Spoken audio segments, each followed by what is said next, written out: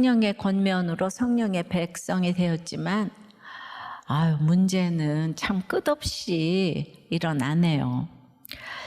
여러분들도 많이 아시는 정의는 무엇인가, 저스티스의 그 저자, 그 하버드 교수인 마이클 샌델이 그 공정하다는 착각이라는 책을 새로 썼어요.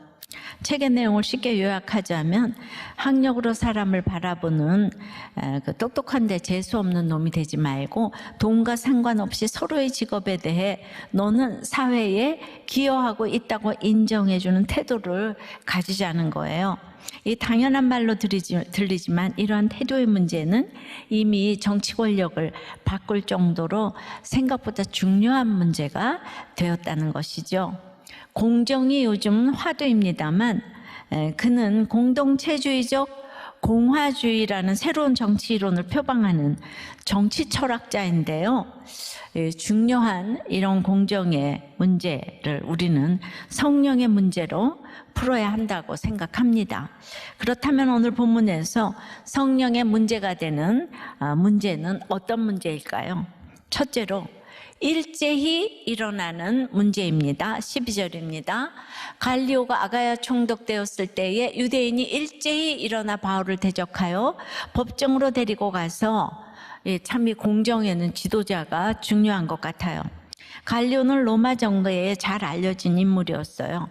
그의 부친도 유명한 연설가였고 동생은 네로의 개인교사로 유명한 스토아 철학자 세네카였습니다. 로마의 여러 속주 중에서는 아가야 총독들이 그 아가야는 총독들이 이제 가고 싶어 했던 지역으로 이렇게 손꼽혔는데 문화적으로 이제 정치적으로 또 이제 또 경제적으로 아주 발달되고 안정적인 곳이었기 때문입니다. 그 세상적으로 갈리오는 남부러울 것이 없었겠죠.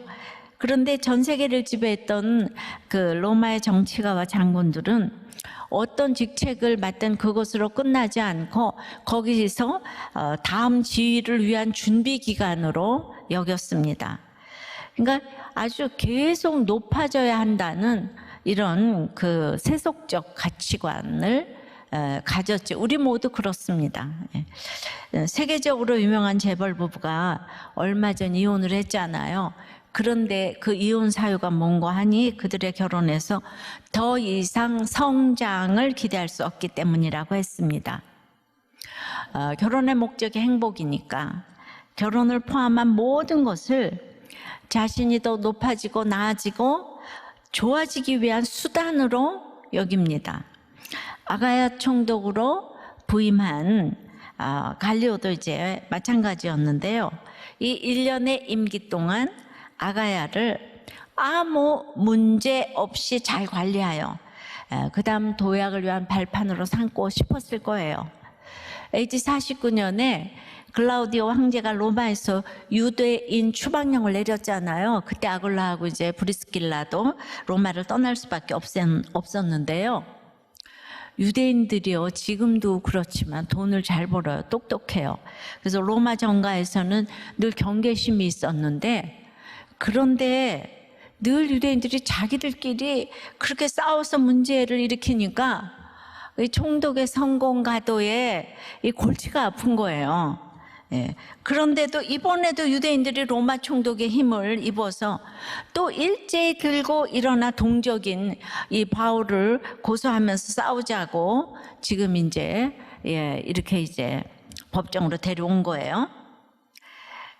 갈리오가 유대 총독 되었을 때에 이 총독 될 때까지 기다린 것이 유대인이 아니고 이거는 하나님이 기다리신 것입니다. 바울은 이성 중에 내 백성이 많도다 하신 주님의 말씀으로 격려받고 사역을 했지만 죄 많은 세상에서 하나님의 능력을 나타내시기 위한 일이 끊임없이 일어나는 것이 성령의 문제입니다. 그동안 부분적으로 비방하고 대적했던 유대인들이 한마음 한뜻이 되어 일제히 한 일이 사도행전에 단 2번 나옵니다. 하나는 예루살렘에서 스데반 죽일 때이고 하나는 고린도에서 바울을 대적해서 법정으로 데리고 가는 것입니다. 그러니까 스데반과 바울은 막 하나님 나라가 당장 이루어질 것 같은 최고의 제자와 사도이니까 이걸 막 사단이 일제히 지금 달려드는 거예요. 은혜가 있는 곳에 사단의 역사가 강한 것이 맞습니다. 일제히로 번역된 헬라어 뜻은 하나가 될 수 없는 장소와 시간과 마음과 뜻과 모든 요소들이 하나가 되어서 동일한 열정과 분노로 이제 바울을 대적했다는 뜻이에요. 고린도에 거주하던 유대인 무리들도 결코 하나가 될 수가 없는데요. 그런 그들의 사회적 지위와 능력과 재능과 그리고 로마의 법까지 이용해서 모두 일심동체가 되어서 바울을 대적합니다. 이것으로 보면 이 세상은 모두가 한쪽은 총독이고 한쪽은 유대인 부류에 속했죠. 약육강식이라고 하죠. 그런데 또 유대인끼리도 엘리트와 저항력자로 나뉘어서 서로를 비난하면서 정말 징하게 싸웁니다. 이거를 능력주의라고 해요. 여기는 공정은 존재할 수 없습니다. 집에서도 회사에서도 어디나 능력이 왕노릇하면 이제 다 망하는 거예요. 집들 가정도 이혼을 하고. 근데 유대인들이 하나님을 이제 교회를 열심히 다니는 사람들이잖아요. 근데 이들이 공정과는 거리가 멀어요. 그러니 안 믿는 세상 사람들에게는 뭘 기대하겠습니까? 성도의 길은 정말 좁은 길이죠.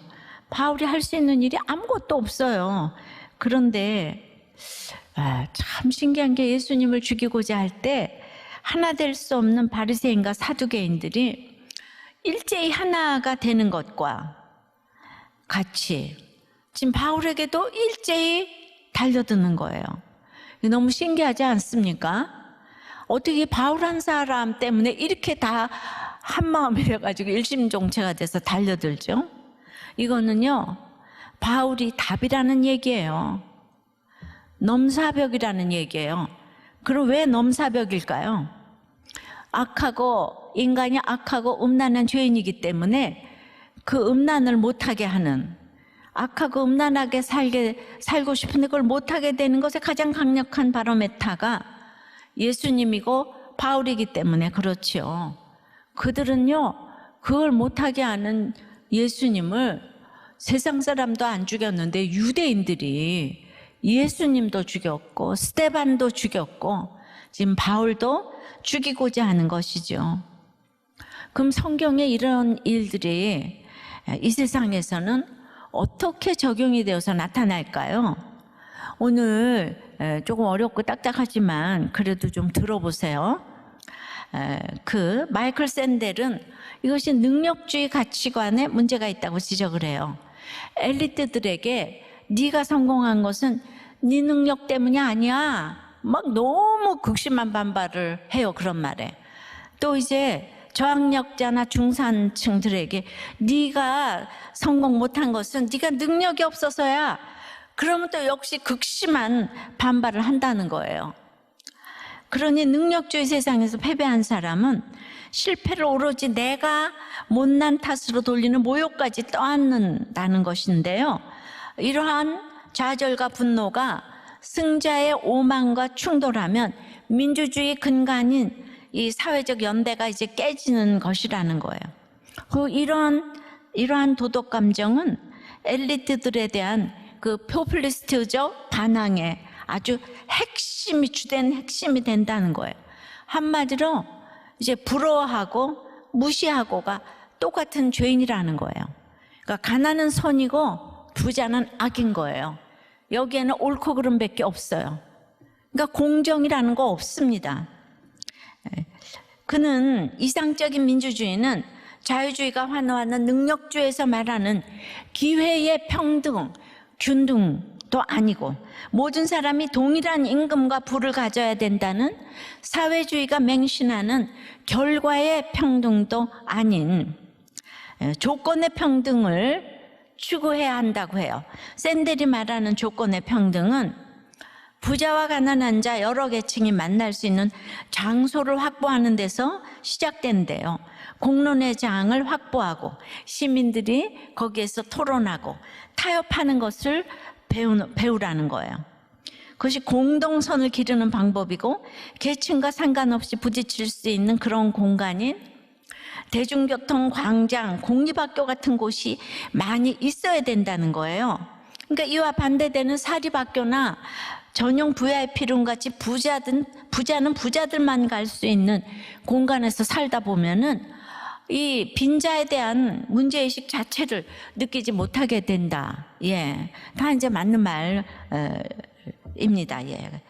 그래서 그는 공동체주의적 공화주의를 부르짖지요. 예.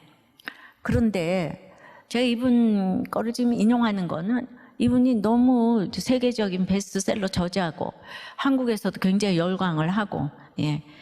그런데 여기서 중요한 것은 그 악하고 음란한 죄인들이 차별 없이 모여서 지금 토론하라는 게 가능할까요? 안 하는 것보다 낫지만요. 예, 근데 그런 토론을 대중교통, 광장, 공립학교 같은 거, 직업훈련소, 노조에서 잘할 수 있다고 하는데 사회주의 토론은 뭐 그럴 수도 있을지 모르겠어요. 근데 저는 이분의 책이 이게 세계적인 정치 철학이라고 정치인들도 다들 그거 하나씩 들고 나 읽었다 그러더라고요. 예, 그 세계적인 정치 철학을 보여주고 있지만 역시 마이클 샌델은 아덴 사람 맞는 것 같고요. 이분은 유대인이에요, 유대인. 그러니까 성경을 사실 굉장히 구약 뭐 이런 걸 이렇게 잘할 텐데 이분은 종교난에 무종교라고 썼어요. 그러니까 이분은 진짜 666처럼 이 7에 근사한, 야, 어떻게 연구를 해서 이런 걸 이렇게 알 수 있을까? 이것 때문에 너무 놀라지만은 자기 죄를 모르면 이 차별 없는 나눔이 안 된다는 것을 간과하고 있다고 봅니다. 능력주의의 차별과 폭정에 상처 입은 사람들이 원한 것은 모두에게 돈을 이렇게 나눠주는 분배적 정의, 예, 그런 게 아니라 스스로가 사회적 기여를 하고 있다는 존중이라는 거예요. 예. 그런데 세상 사람들이 어떤 상황에서도 망하고 흥하고 뭐 아프고 뭐 실현당하고 이런 상황에서도 내가 쓰임받고 있다는 이런 자존감이 있습니까? 샌델은 정의와 공정의 화두로 이 세계적인 정치 철학자가 되었지만은 저는 그가 있잖아요. 공동체를 언급한 것만도 너무 반가워가지고 제가 지금 이제 언급합니다만 그가 이거를 자기가 살아보지 아니하고 자전거를 이론으로 너무너무 공부했지만은 자전거를 한 번이라도 타본 사람이 알지. 아무리 이론으로 공부해도 딱 넘어지잖아요. 그 이론으로 말했다면 저는 이 문제를 성령의 문제로 가지고 와서 나누는 우리들 교회의 목장이 진짜 이 실행하는 곳이 아닐까 생각이 합니다. 가난한 자, 부자, 배운 자, 못 배운 자에게 끝없는 문제가 일어나죠. 그렇지만은 같이 모여서 서로를 채우라는 것은 죄인의 입장이 아니면 이거 불가능하죠. 예, 죄인의 입장이니까 차별이 없는 거예요. 그런 공동체가 이 땅에 정말 얼마나 있을까요? 저는 우리들 교회에서 이런 걸 나누는 것이 기적이라고 생각이 됩니다. 예를 들어서 매를 맞고 쫓겨나도 사랑받고 사랑하며 그냥 집에서나 직장에서나 얼마나 당신이 기여하는 줄 아냐고, 그곳에 얼마나 당신이 필요한 사람인지를 아냐고 끊임없이 주지시켜주는 공동체야말로 이 샌델의 공동체주의적 공화주의가 아니라 저는 공동체주의적 복음주의라고 명명하고 싶습니다. 더 나아가서 이제 모든 진영 논리와 지역 감정에 대한은 주 안에서 차별 없이 자기 죄를 보는 공동체가 대안이에요. 예. 공부해서 그 되는 게 아니에요. 즉 내가 아무것도 할 수 없는 문제, 내 주변의 모든 것들이 지금 일제히 일어나 나를 대적해요. 그냥 정신적, 육적, 정신적 문제로 육해공군 모두가 그냥 산전수전 뭐 다 일어나서 일제히 일어나 나를 대적하는 문제는 나에게 있어서 성령의 문제라는 거죠.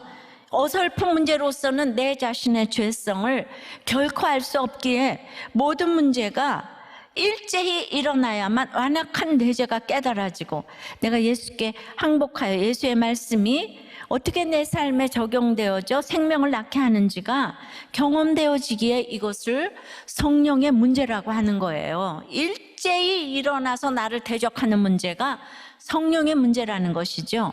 그러니까 지금 나라의 문제가 심각하고 진영 문제, 지역 감정도 심각해도 이거는 날마다 일어나는 부부 문제, 자식 문제에서 내 죄부터 보는 걸 시작하지 않으면 결단코 해결이 되지 않습니다. 뼛속까지 죄인인 우리가 이 죄의 문제를 해결하지 못하고 풍요로워질수록 망할수록 또 자유가 클수록 잘 살수록 못 살수록 문제가 많아지는 거예요. 다. 그런데 제가 늘 문제가 많은 것이 문제가 아니고 문제가 없는 것이 문제다라고 하잖아요. 그래서 여기서 문제가 아니라는 생각은 뭔가 하면 똑같은 심판이라도 회개하면 구원이고 회개하지 않으면은 멸망의 사건이 되듯이 똑같은 문제 속에 말씀이 들리면 그 문제는 성령의 문제가 됩니다. 결코 환경이 아니에요. 못 살고 잘 살고 환경의 문제가 아니에요. 근데 진영, 지역, 나라 모두 환경 가지고 지금 난리를 치는 거죠. 돈이 있다 없다, 우리한테 잘했다 못했다. 문제는 나인 거예요. 문제는 나라고. 이것을 그 누가 계속 가르쳐 주겠습니까? 죄를, 말씀으로 죄를 보는 공동체밖에 없습니다. 그러니까 13절에 말하되 이 사람이 율법을 어기면서 하나님을 경외하라고 사람들을 권한다 하거늘 유대인들이 고발한 내용이 굉장히 허술하다고 생각하지 않습니까? 그들이 고발한 내용이 바울이 율법을 어기면서 하나님을 경외하라 권한대요. 아니 하나님을 경외하라고 권하는 것이 무슨 율법을 어기는 문제입니까? 자신들도 가르치는 내용인데요. 그러니까 사람을 죽이듯 일제히 덤비는 문제를 자세히 살펴보면 이렇게 허술한 것들이 많아요. 이처럼 나를 죽이려고 일제히 덤벼드는 수많은 문제들은 자세히 살펴보면 하나도 별거 아닌 문제들이에요. 자, 예를 들어요. 2억을 빚을 져서 나는 죽고 싶은데 목장에 가보니까 20억, 70억 빚진 사람들이 웃으면서 목자를 하고 있어요. 남편의 이상한 문자 하나를 보고 죽고 싶은데 목장을 가보니까 23번 바람핀 목자님이 또 웃으면서 목자를 하고 있어요. 이 얘기는 죄의 크고 작음이 아니라 이 사건을 통해 예수를 만났느냐 안 만났느냐의 문제인 것이죠. 그러니까 이 모든 사건을 통해서 내가 죄인임을 깨닫는다면 이것은 성령의 문제가 되고, 문제 자체를 들여다보면 유대인들의 고발이 얼마나 유치하고 허술하고 아이러니한지, 그리고 그게 무슨 공정이에요. 이게 고발한 내용 자체가 불공정한 거예요. 예수가 없으면 죄를 모르고, 그러면 맨날 불공정 사회에서 우리는 사는 거죠. 그러니까 정치사회에서도 우리가 날마다 고발 고소가 난무하는데 정말 도덕의 유치원 시대에 다 살고 있는 거를 지금 우리가 봅니다. 얼마나 허술하고 아이러니한지를 날마다 가슴을 통탄하면서 보고 있어요. 적용해 보실래요? 온 세상이 일제히 달려들어 나를 죽음에 이르게 하는 문제가 있었나요? 나는 거기서 어떻게 대응하고 있나요? 자기 죄를 보는 목장이 저는 샌델의 책을 통하여서 이제 조금 더 높게 적용해. 세계적인 대안이에요, 목장이. 그것도 자기 죄를 보는 목장이 세계적인 대안이며 기가 막힌 답이라는 것을 얼마나 인정하나요? 여러분들이 죄를 모르면 모르겠는데요? 이러겠죠. 예. 주님을 만나지 못하면 몰라요? 이럴 거예요. 예, 몰라요의 비율이 몇 프로나 나오는지 한번 나눠보세요. 자, 성령의 문제는 두 번째는 내가 이렇게 내 문제를 다 성령의 문제로 가지고 가면 의외의 도움으로 풀리게 하십니다. 14절이에요.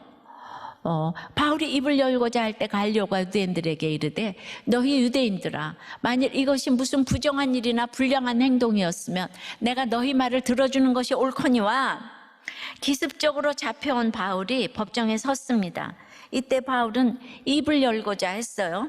왜냐하면 자신이 아니라 자신이 전도한 사람들, 고린도에서 이제 막 믿게 된 지체들, 그리고 아가야와 마게도냐에 그 세웠던 교회들을 위해서 이제 입을 열 땐가 보다. 그래서 입을 열라고 하는데 바울을 대신해서 갈리오가 대답을 합니다. 이처럼 나의 옳음을 증명하려고 입을 여는 것이 아니라 다른 사람의 구원을 위해 내 가족, 내 자녀가 아니라 정말 구원을 위해 입을 열려고 할 때 하나님께서 대신 말할 사람을 준비해 주시기도 합니다. 오늘 누가 도와주죠?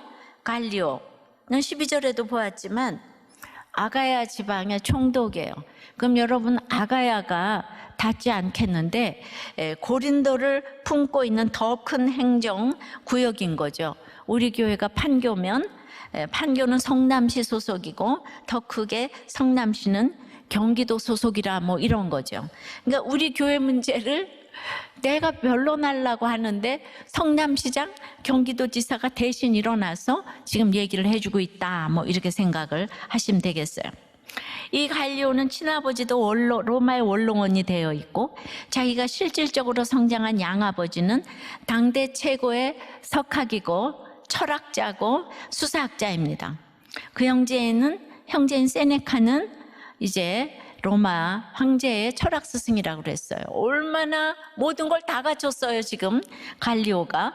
그런데 이 갈리오가 총독이 되었을 때 유대인들이 고발을 한 것이죠. 갈리오라는 총독이 재판권을 접수했는데 가만히 들어가 보니까 자기 로마 정부에서 시행하는 종교법에 위배되는 것이 없어요. 그래서 이제 그 두 가지를 지적해요. 이 사람들아, 바울이라는 사람이 사회를 어지럽혔냐? 그가 전한 내용이 비윤리적이냐? 그런 내용이었으면 내가 재판하지. 듣고 보니 그 문제가 아니지 않냐? 그러면서 이 갈리오가 놀랍게도 기각시켜버렸어요, 재판을. 그 무죄를 선언합니다. 누구에 대해서? 바울이 전하는 복음에 대해서 무죄, 이건 내가 재판할 건수가 안 된다. 그래서 이것이 이제 판례가 남게 됩니다.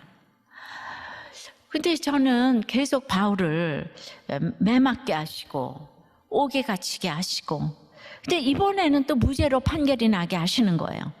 그러면 매맞는 건 나쁜 거고 축복인 거고, 아니 매맞는 거는 저주인 거고, 이렇게 무죄는 축복인가요?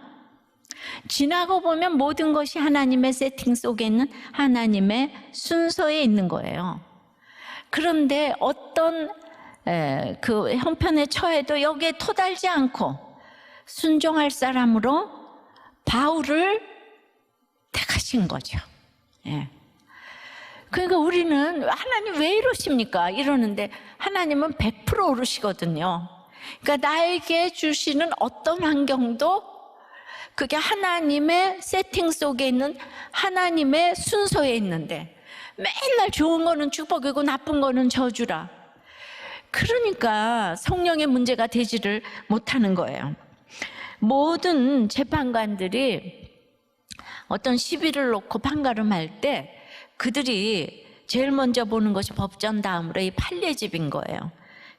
그래서 여기 이제 심지어는 외국의 경우에는 어떻게 그 판례했지? 참조합니다. 그만큼 이 갈리오의 기각 사건과 이제 그 무죄 결과는 아주 이렇게 사도 바울에 대한 내용과 인물 자체에 대해서 아주 굉장히 그 무죄 판결 내린 것이 중요합니다.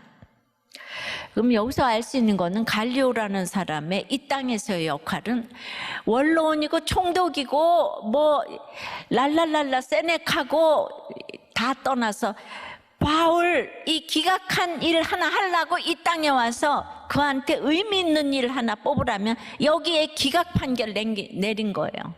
지금 모든 법원과 모든 판사들, 변호사, 모든 일들 중에서 그 예수님 뜻대로, 하나님 뜻대로 한 판결, 그거 하나 천국에 가서 남을 거예요.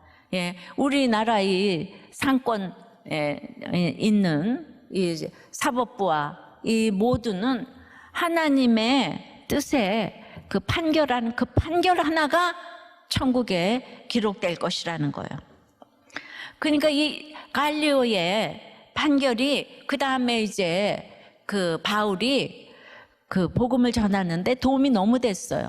아가야에서 이것이 무죄 판결이 났으니까 앞으로 전할 때 로마가 중립을 지키기가 너무 쉬워졌고, 그게 그렇게 약효가 오래 가지는 않았지만은 바울이 전할 때는 그래도 이렇게 위력적이었고, 이후에 이 판례 때문에 이 사람이 로마 황제에게까지 갈 수 있는 그 이제 그런 이제 기초가 이제 된 것입니다. 예, 그러니까 의회의 도움이 너무 큰 역할을 했습니다. 우리들 교회도 이 악하고 음란한 이 시대에 정말 말씀 묵상 가정 중수, 그 사명을 감당하고자 18년째 달려오고 있는데, 왜 뭐 얼마나 많은 사건이 있었겠어요. 모함받는 일도 있었죠. 근데 그때마다 생각 못한 의외의 손길들을 허락하셔서 말씀 묵상을 도우시고 가정들을 도와주셨다고 생각해요. 그런데 너무 억울해서 말하고 싶지 않아요. 근데 그때마다 내 입을 닫는 것은 내 생각이 죽어질 때 가능하고, 내 생각이 죽어지는 것은 이 시대의 순교이고, 내 자아가 죽어지려면 우리는 성령 충만을 구해야 하고, 이때 나의 모든 문제가 성령의 문제로 바뀌는 것이죠. 오늘 이 문제가 변하지 않는 내 남편, 완악한 내 아내, 내 자녀에게, 그리고 가장 결코 변하지 않는 나에게 복음이 전해지는, 그리고 이 고린도보다 100배 더 힘든 로마의 복음이 전해지는 성령의 문제임을 인식하고 내 입을 닫을 때 하나님께서는 의외의 도움을 다 예비해 놓으십니다. 적용해 보세요. 나는 무조건 입을 열어 내 생각을 쏟아내야 시원한 거예요? 입을 열고자 할 때 구원을 위해 닫은 적이 있나요? 그래서 닫았을 때 의외의 도움을 받은 적이 있나요? 예. 자, 성령의 문제는 세 번째. 아까 첫 번째, 일제 일어나고. 그 다음에 의외의 도움으로 풀리고, 세 번째는 너희 언어와 명칭과 법에 대한 문제가 아니라는 거예요. 15절서부터 읽습니다. 만일 문제가 언어와 명칭과 너희 법에 관한 것이면 너희가 스스로 처리하라. 나는 이러한 일에 재판장 되기를 원하지 아니하노라 하고, 여기서 갈리오가 판결문에 적은 언어와 명칭과 법에 관한 문제는 이게 법적 용어는 아니에요. 헬라어 원문의 언어는 로고스고 명칭은 오노마고 법은 노모스라는 단어를 썼는데, 이 단어와 이 단어가 함축하는 개념은 일개 행정관이 재판석상에서 표현하거나 말하는 단어가 아니에요. 어느 재판 자리에서도 어느 재판관도 어느 행정관도 이 단어나 이 개념을 말할 수가 없는 이런 내용과 개념을 말하는 거예요. 왜죠? 갈리오가 그렇게 철학과 수사하게 능했기 때문이에요. 자, 다시 생각해 봅시다. 오늘 나에게 닥친 문제가 너희 언어와 명칭과 법의 문제라면 너희의 문제가 되는 거예요. 너희의 법으로. 그러니까 지금 바울을 죽이고자 하지만은 그러니까 그게 아니라는 거잖아요. 근데 하지만 구원의 언어와 명칭과 법의 문제라면 성령께서 처리해 주신다는 거죠. 이것을 아는 것이 성령의 문제인지 나의 문제인지가 결정됩니다. 우리는 그런데 이 언어와 명칭과 법에 집착합니다. 단어 하나에 이혼하고 명칭 하나에 분을 품고 불합리하다고 생각하는 법 하나에 분노합니다. 하지만 반대로 단어 하나에 결합하고 명칭 하나에 분이 풀리고 법 하나에 분노를 삼키게 되는 것이죠. 이 언어가, 명칭이, 법이 너의 생각인지 아니면 말씀인지가 성령의 문제임을 판가름합니다. 성령의 문제라면 성령께서 개입해 하셔서 해결해 주십니다. 이것이 너희의 문제라면 갈리오처럼 손을 씻게 되는 것이죠. 지난주 이제 띵크 양육구 교사 때 나온 그렇게 이제 숙제 내용이에요. 남편과 나의 구원을 위해 지난주 갑자기 일제히 달려드는 사건이 있었는데 남편의 오랜 조울증, 각종 중독, 폭언, 폭행, 노래방과 도우미와의 바람 사건에 더 이상은 이제 못 참겠다며 나는 3년 전에 이혼 소송을 했는데 그때 이제 남편의 정신과 선생님이 우리들 교회를 소개해 주셔서 공동체로 인도되었다고 제가 3년 전에 그거 한번 예배 시간에 했던 거 기억나실 거예요. 그리고 이제 가정이 회복되는 기적을 주셨다고 하는데요. 노래방 도우미 중독으로 수억을 날렸기 때문에 근데 노래방 도우미 중독으로 왜 수억을 날리죠? 그러니까 노래방에서 노래하는 그 여자를 보면 너무 좋은가 봐요, 기분이. 그래서 돈을 막 갖다 주나 봐요, 그죠? 우리 임영옥 씨한테 계속 그렇게 광고 효과가 많이 나는 것처럼 그런가 봐요. 중독도 참 가지가지예요. 이제 그 후에 이 집에서 노래방과 도우미는 금기어로 여기며 지난 지 2년이 되어가는 지난주 남편은 혼자 나가서 끊었던 술을 마시고 노래방에서 도우미와 거금을 쓰고 들어와서는 미안함도 안 보이면서 내가 어떻게 나를 또 배신하냐는 나의 잔소리에 그냥 혈기를 부리고 의자를 집어던지고 선풍기를 집어던지고 주먹으로 때리고 급기어 식칼까지 들고 위협을 했다는 거예요. 참 우리 이거 일제히 달려드는 문제네요. 너무 놀란 나는 가슴에 통증을 느끼며 다 토했는데 그래서 남편이 너무 놀라가지고 119에다 신고를 했더니 경찰관이 그냥 5분이나 오셔가지고 이제 남편이 칼을 들었기 때문에 특수 협박으로 접수가 되었다는 거예요. 그러니까 2년 동안 잘 살다가 순간적으로 하루에 갔다 오면 이렇게 다 깨지는 거죠. 가정폭력은 예전에는 배우자가 처벌을 하지 않으면 그걸로 사건이 마무리되었는데 요즘은 그냥 일단 접수되면 뭐 이제 다소 조사 받아야 되고 그래서 남편이 이제 그 문제를 겁을 좀 먹은 듯 했지만 그래도 분이 안 풀려 하는 것 같았다는 거예요. 근데 지난주에 성령 충만 양육을 받고 있는 중이라 성령님이 믿음이 조금이라도 더 있는 네가 먼저 사과하라는 마음을 주셨다는 거예요. 그래서 감옥에 갇혀서 찬송하고 기도한 바울과 실라처럼 정말 남편에게 용기 내어서 내가 가정 질서에 순종하지 못하고 잔소리해서 미안하다고 이렇게 사과를 했다는 거예요. 아니 공정하다는 이 사회면 이런 거 왜 사과합니까? 옳고 그름으로 생각하면 이거 왜 사과합니까? 그냥 이름은 이혼하고 뭐 이름은 회사 그만두고 그런 거는 그러니까 공정이 아니라는 거예요. 그러니까 이건 진짜 공정하다는 착각이에요, 착각. 그러니까 남편이 화가 풀려서 자기도 미안하다고 사과를 했어요. 그리고 이제 경찰서 가서 진술서를 썼는데 남편은 내가 저렇게 처벌 원하지 않는다는 것에 아주 고마워했답니다. 근데 이제 이 사건 이후로 달라진 것이 이게 성령의 문제가 된 것이 처음으로 띵크 1:1 양육까지를 하기 시작했고 목사님의 신간 다 이유가 있습니다를 완독하고 악어의 눈물이 아닌 진정한 회개의 눈물을 흘리고 싶다고 회개 은혜를 구하기 시작했다는 거죠. 근데 신간만 다 읽은 게 아니고 그냥 목사님 그 사무엘 1권 2권 그냥 그럼에도 이제 살아 내심과 그 한 사람 읽고 자기가 회개의 마음으로 밀린 양육과제를 충실히 하겠다고 약속을 하고 띵크 양육생 삼수생인데 이걸 보면서 똑같은 사건이라도 누구에게는 구원의 일이고 누구에게는 죽을 일이고, 그러니까 노래방 가서 번진 부부싸움으로 온몸이 피투성이가 되고 몸과 마음이 다 죽을 것 같았는데 죄인임을 보게 하시니까, 이게 중요하잖아요. 이 죄인임을 보게 하시니까 이게 조건의 평등이에요. 똑같은 죄인의 조건의 이 평등이 우리를 성령 충만한 문제로 가져가게 하는 거죠.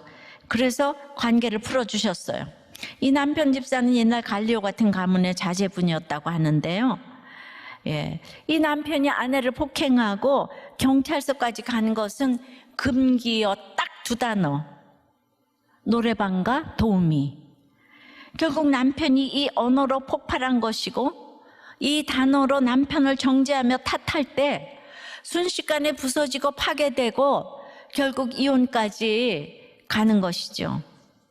하지만 조금 시간이 지났지만 이 집사님이 너희의 언어가 아닌 말씀에서 듣고 배운 언어, 구원의 언어, 아내의 머리인 남편의 질서에, 가정의 질서에 순종하지 못하고 내가 잔소리해서 미안하다고 사과를 하니, 아니 식칼 들고 덤비는데 무슨 가정의 질서에 순종하지 못했다고 사과할 사람이 이 땅에 어디 있어요? 이 땅에 아주 이 나라가 옳고 그름에 화신이 돼서 아주 이 진영 논리로 이게 싸우는 거를 보니 기가 막힙니다. 그러면 누가 구원이 되겠어요? 예수 믿는 사람이 날마다 이렇게 손가락질을 하고 옳고 그름을 따지면 어떻게 하겠어요? 식칼 들고 덤비는 남편에게도 이렇게 내가 가정의 질서에 순종하지 못했다고, 이게 성령의 언어를 썼잖아요. 너희의 언어와 명칭과 법, 너희의 문제에서 이 성령의 언어와 명칭과 법으로 말하니 성령의 문제로 성령께서 개입하셔서 절대로 책을 읽지 않던 남편이, 세상에 다 이유가 있습니다. 책을 단숨에 읽었대잖아요. 양육 숙제를 하고 예배 녹취를 하고. 이게 성령의 문제가 된 것이에요. 갈리오는 바울을 도우려는 착한 사람이 아니에요. 정치적으로 성공하고 싶어하는 사람이에요. 근데 뭐 하나 도와주면 그냥 절대로 저 사람은 나를 속일 사람이 아니야. 자기 죄를 못 보는 사람은 나를 절대로 끝까지 도울 수가 없어요. 부모님이나 부부나 남편이나 자기 죄를 못 보는 사람은 그냥 우리가 기도할 대상이지 나를 도울 대상이 못 돼요. 그러니까 이 사람이 17절에 소스테네를 그 법정 앞에서 그 유대인들이 때려도 상관하지 않는 냉혹하고 아주 세상적인 사람이었어요. 그래도 이 문제가 너희의 문제인지 우리의 문제인지를 분별할 줄은 아는 상식적인 사람이에요. 이 갈리오는. 요즘엔 상식도 안 통하는 사람들이 많더라고요. 지도자들 중에서도. 즉 이 문제가 자기의 로마의 문제였다면 온 힘을 다해 도왔을 거죠. 그러니까 일본 사람은 일본 문제를 돕고 우리나라는 우리나라를 도와요. 그런데 일본이 왜 우리나라를 돕겠어요? 미국이 왜 우리나라를 돕겠어요? 그런 상식을 생각해요. 그러니까 우리는 그냥 기도를 하고 구원 때문에 기도해야 돼요. 세상은 다 이기적이라고요. 여기서 소스테네는 바울의 아픔에 함께 동참했다기보다 그리스포 이후에 회당장이 되었잖아요. 그리스포도 예수께로 이사 갔어요. 그런데 이 사람은 유대인, 그 헬라인 유대인 동족들과 함께 바울을 고소했다가 바울이 무죄가 되니까 그 동족 유대인들에게 법정에서 두들겨 맞았어요. 그래서 구원이 됐어요. 그러니까 두들겨 맞아서 성령의 문제가 되게 하셨어요. 그러니까 맞았다고 나쁜 게 아니에요. 맞아서 고린도전서 1장 1절에 보면 바울의 최고 동력자가 되며 고린도 교회 4번째 감독이 되는 거예요. 그러니까 매 맞았다고 무죄가 됐다고 좋고 나쁜 걸 여러분들이 결정하시면 안 돼. 하루하루 말씀 읽고 묵상하고 적용하면 그게 하나님의 세팅의 구원의 순서에 들어있는 한 역할일 뿐인 거예요. 갈리오처럼 세상 법감도 문제를 분별하며 이 문제가 로마의 문제인지 유대인들의 문제인지 분별하는데, 일본의 문제인지 중국의 문제인지 미국의 문제인지 이것도 모르고 맨날 욕만 하면 되냐고요. 우리는 예수 믿는 사람으로서 품위를 지키면서 사랑하고 기도를 해야죠. 우리에게 닥친 문제가 구원의 문제임을 깨닫는 것이 지혜고 성령의 문제가 되는 비결이에요. 우리의 언어가 성령의 언어가 되어 이 문제가 성령의 문제가 될 때, 성령께서 온 힘을 다해 우리의 문제를 효과적으로 도우실 것이에요. 너무너무 억울한 거 많죠.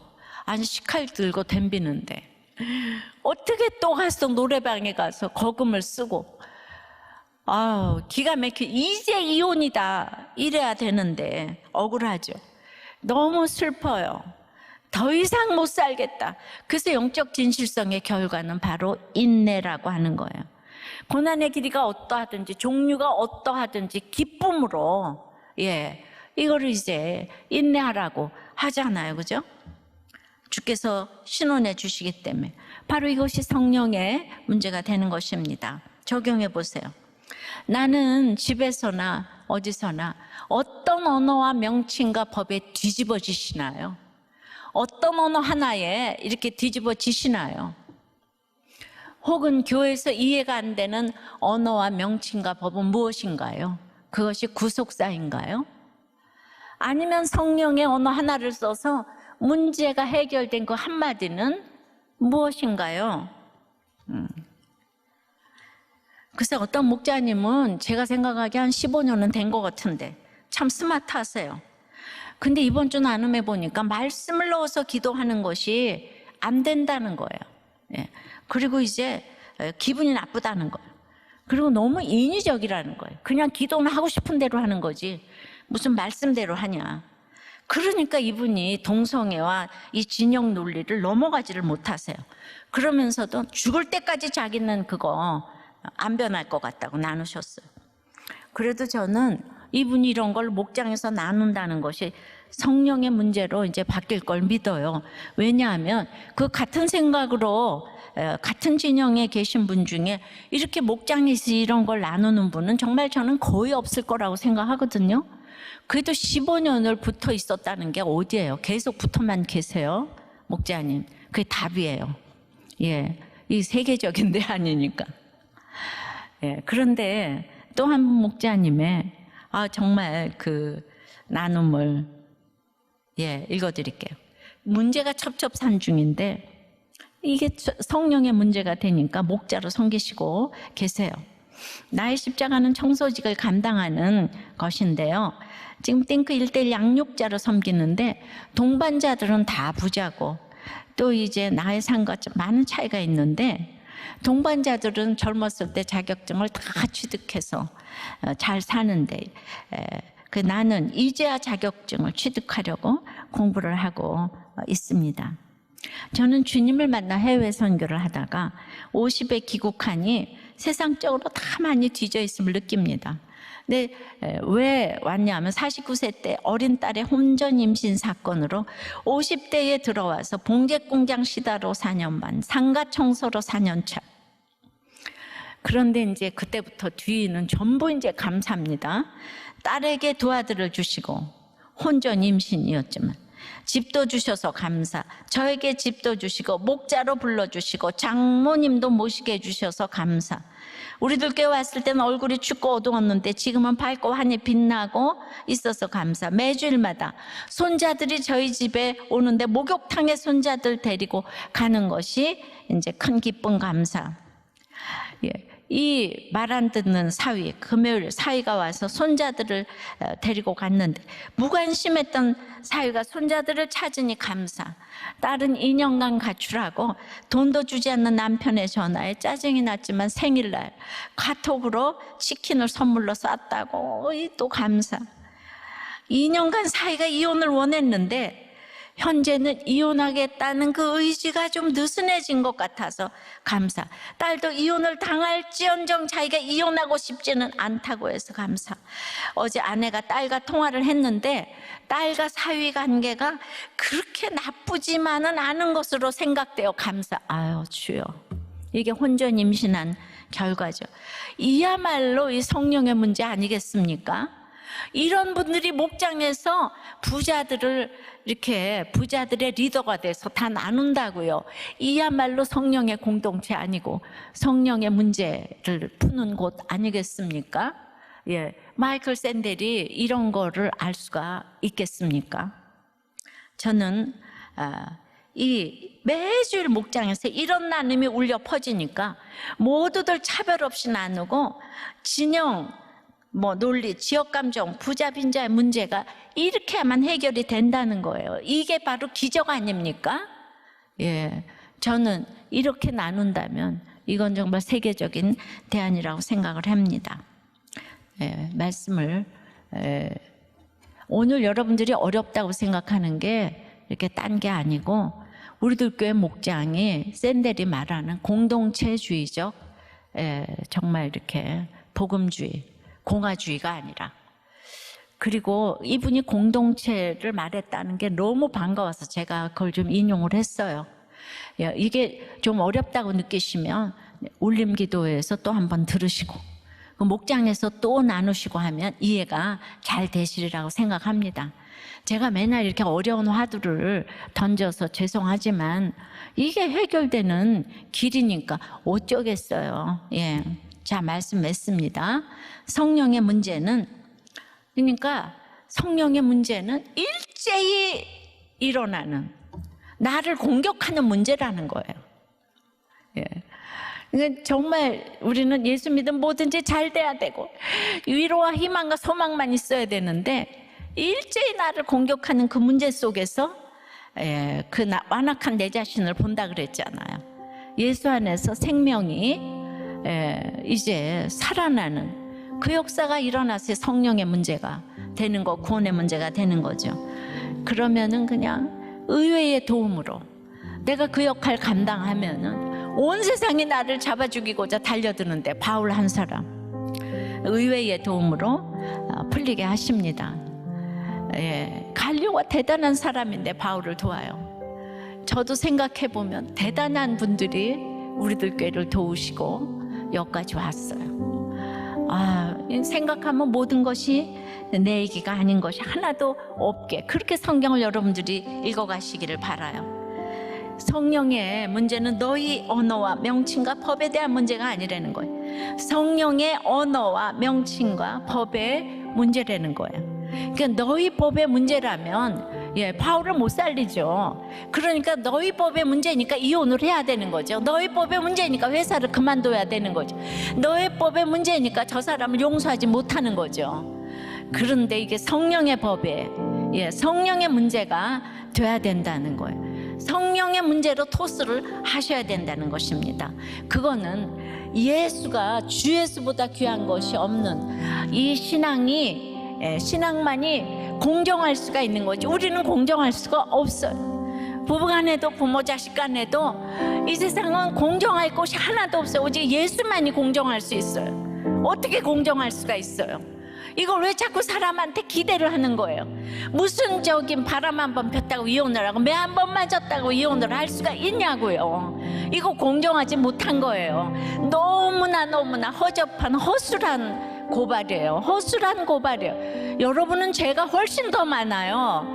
그 바람 한 번 폈다고 이혼을 결정하는 여러분들이 더 율법적인 사람이고 더 정말 죄가 크다는 거. 고소하는 모든 것들이 다 도덕의 유치원 시대에서 너무 유치한 거 가지고 산다 안 산다 한다는 거. 그렇게 생각할 수 있는 게 공정이에요.